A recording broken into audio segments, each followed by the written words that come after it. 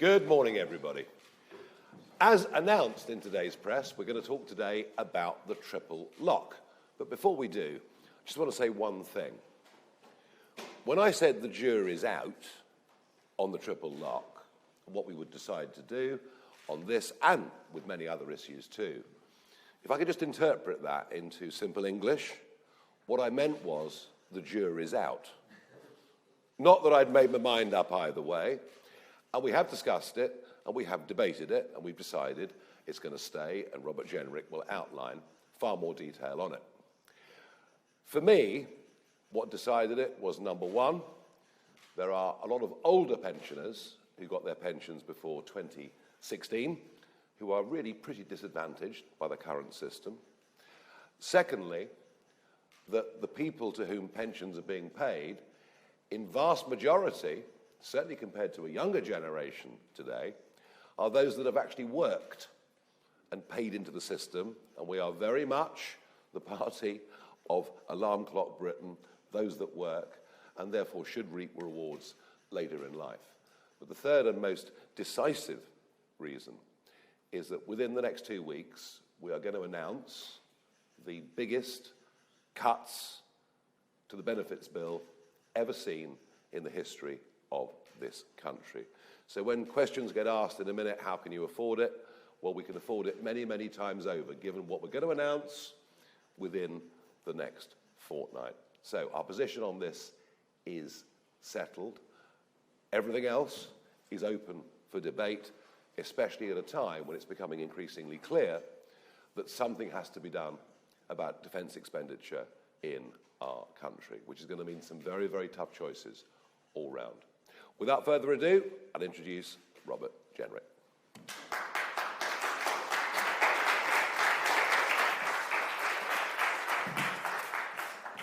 Well, good morning, ladies and gentlemen.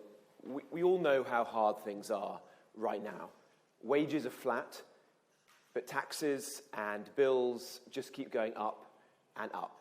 And the latest data that came out on Tuesday showed that the economy shrank per person in the last quarter of last year. And the rise in oil and gas prices is only going to make things even harder. Keir Starmer and Rachel Reeves rightly talk as if we're in a moment of crisis. But they're doing absolutely nothing. They're convening pointless meetings every day. Over the past few months, we in Reform have led the national debate about what's needed. The other parties, to the extent that they are even part of that debate, have followed us. The average energy bill is set to increase in July. Reform UK have said, and we were the very first party to say it, that we would take VAT off energy bills, take the stealth taxes and levies off energy bills, and that this would save the average family £200 off their bills. We've said, drill the North Sea for every last bit of oil and gas. We've said, scrap the tax on short-haul family holiday flights. We've called on Labour to reverse their planned fuel duty rise. And if they don't, we're committed to reversing it ourselves in the first Reform budget.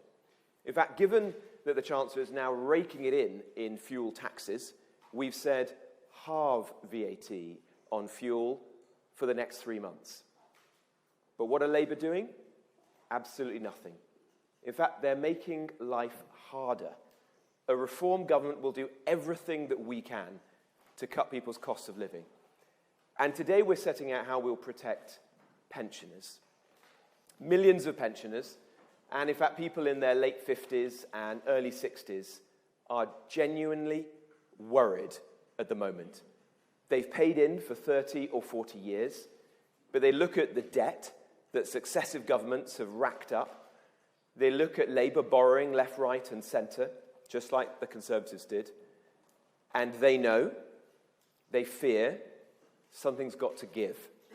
They fear this government, maybe soon led by Angela Rayner or Ed Miliband, backed up by Zach Polanski, will pull the rug from under them, will erode, chip away at the pension that they've worked and paid into for their whole life.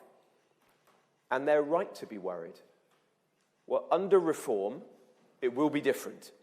We will protect pensioners. Today, I can announce that a reformed UK government will keep the triple lock for state pensions. Under reform and Nigel Farage, your pension will always rise each year, with either inflation, average earnings, or by 2.5%, whichever of those three figures is the highest. Labour will tax your pension. Labour will chip away at your pension. Reform will protect it. Nigel Farage will protect Britain's pensioners.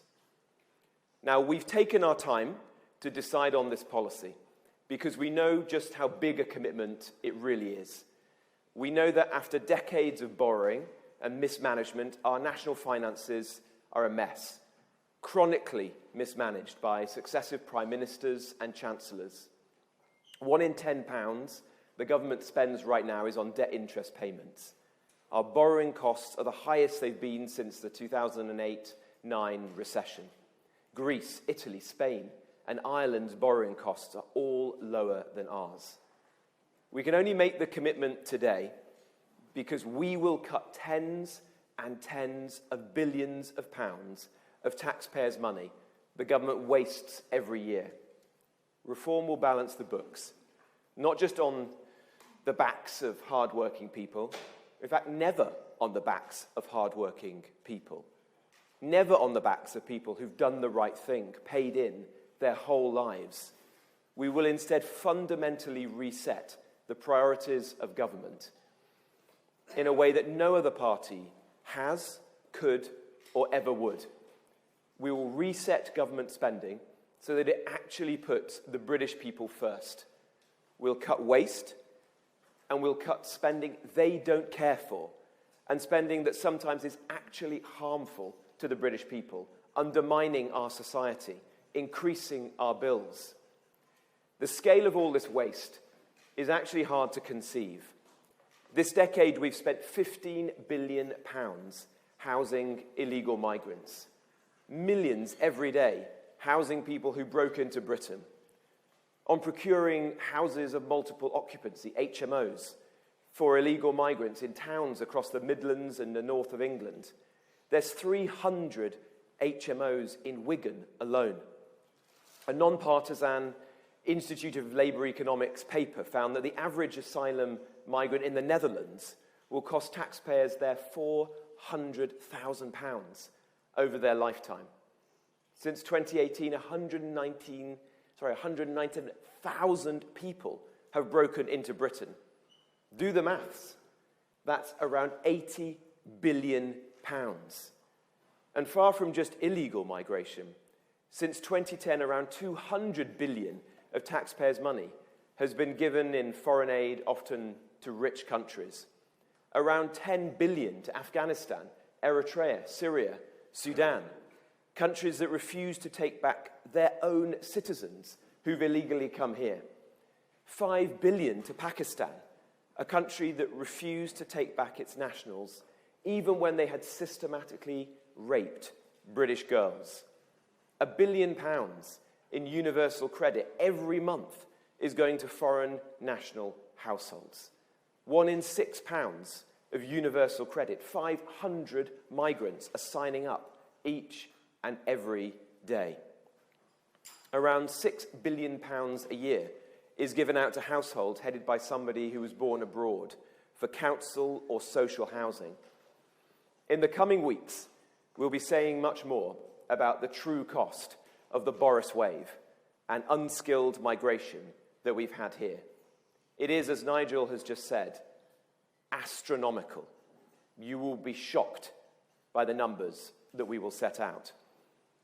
And of course, then there's the benefits bill. 3 million more people are on out-of-work benefits than 8 years ago. We're set to spend 40 billion more on sickness benefits in 2029 than we did in 2019.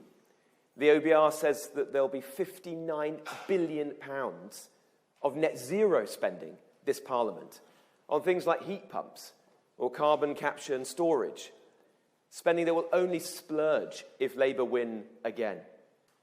Or finally, look at the state. Do we really need 120,000 more civil servants than we had in 2015? Does Homes England, one of the Quangos, need over 100 people earning 100 grand a year? Now, the point is this. Reform is the only party that will protect people's pensions, credibly commit to keep the triple lock, because we are the only party with the backbone to cut the tens and tens of billions of waste every year. We've already identified over 40 billion of savings a year. We'll end universal credit for foreign nationals. We'll cut foreign aid. We'll stop spurious mental health claims for PIP. We'll scrap the net zero schemes. We'll cut Whitehall excess and all those bloated quangos. We're also the only party that will protect state pensions, because we're the only party that won't duck the most difficult decisions. We started the detailed work that is needed on substantial welfare reform, and we'll be saying more about that shortly. Today, I can announce another major piece of work, a review into the long-term sustainability of continuing to permit new entrants to defined benefit pension schemes in the public sector. Such schemes were phased out in the private sector decades ago. They represent the government's second largest financial liability. The old parties almost never discuss them. But if we care about balancing the books fairly, we can't keep ducking this issue. Is it right that members of Parliament or tube drivers starting their jobs this year get a right to a gold-plated pension in 2060 or 2070, when ordinary retirees have to worry about next year? Richard Tice has already announced that a reform government would close local government defined benefit schemes to new entrants. Later this year, we will return with a plan that protects the interests of everyone currently working in the public sector and their families, whilst ensuring public sector pensions are finally put on a sustainable long-term footing by assessing which defined benefit schemes should remain open to new entrants.